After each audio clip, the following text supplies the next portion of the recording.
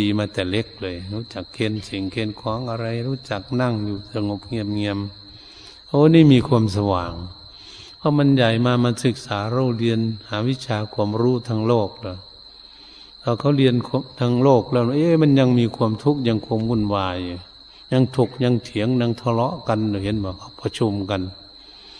เขาตั้งหน่วยงานกระทรวงไหนเขาเถียงกันอยู่ทุกวันมันยังหลงทางอะไรมาพินิจพิจารณาแก้ไขกันนี่พวกนี้มันผิดอยู่นี่มันมีความเดือดร้อนจะเกิดขึ้นอยู่มันจนใหญ่แล้วนี่เขาจะรู้เขารู้แล้วก็พัฒนาตนเองของเขาให้มีสติปัญญาเฉลียวฉลาดมากขึ้นเขาเรียกว่าคนมีความสว่างมาแล้วสว่างไปภายหน้าวันนี้บางบุคคลที่เกิดขึ้นมาเราต้องวิเคราะห์วิจารณ์ให้ดีๆจะเข้าใจโชติตมะปริยายโนได้เกิดในที่พ่อที่แม่ที่ดีแล้วพาเข้าวัดเข้าวารู้จักกราบจักไหว้พาปฏิบัติตั้งแต่เล็กแต่น้อยพอมาเกิดศึกษาเราเรียนเอาแล้วบัดนี้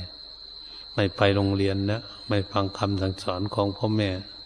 มุ่งเข้าอบายมุขแล้วมันบอกก็ไม่ฟังทั้งค่ำกลางคืนหนีจากบ้านจากช่องจากพ่อจากแม่จักไปที่ไหนจักไปนอนบ้านใครหนังสือก็ไม่ศึกษาเราเรียนวัดก็ไม่เข้าพระเจ้าก็ไม่ไหวทุกข์ละมันพ่อแม่นั่นแหละเขามาเกิดในพ่อแม่ที่ดีแล้วแต่มันก็มืดไปภายหน้าไปคบหาสมาคมพุ่นพวกที่ตกอบายมุขอยู่ในอบายมุขมันไปมันนี่เอาแม่เป็นทุกข์ละมันนี่เอาเตรียมตัวไว้ถ้าผู้ใดมีลูกมีหลานเตรียมตัวไว้อย่าให้มันทุกข์ก็สอนมันมาเกิดแล้วเราสอนมันดีเลยแต่เบื้องต้นมันนี่ตอนปลายมันทำเสียหายให้เกิดขึ้นนั่นเราก็จะเห็นได้ง่ายแหละมันจะเป็นคนจะพัฒนาอะไรต่างๆแล้วเขาเป็นข้าราชการนะเริ่มต้นเนี่ยพากันตั้งใจทำดีปลายสุดท้ายแล้วจะหมดเทอมแล้วมันเป็นยังไงมือใครยาวสาวเอาก็เราคิดเอาเองถูกไหมนั่นแหละเสื่อมแล้วนะจิตมันเสื่อมนะจิตมันเสื่อมเสียหายแล้วนะ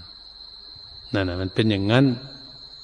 เราต้องระมัดระวังที่สุดเรื่องอย่างนี้มันมีสว่างและมันมีมืดไปภายหน้าลูกข้าราชการงานเมืองเจ้าใหญ่นายโตพ่อแม่จบด็อกเตอร์ทั้งสองคนลูกสาวลูกชายไม่เรียนหนังสือ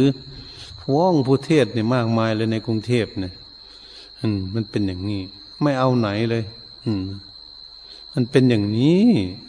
เกิดในที่ดีแล้วมันไม่ปฏิบัติมันก็ตกต่ำของมัน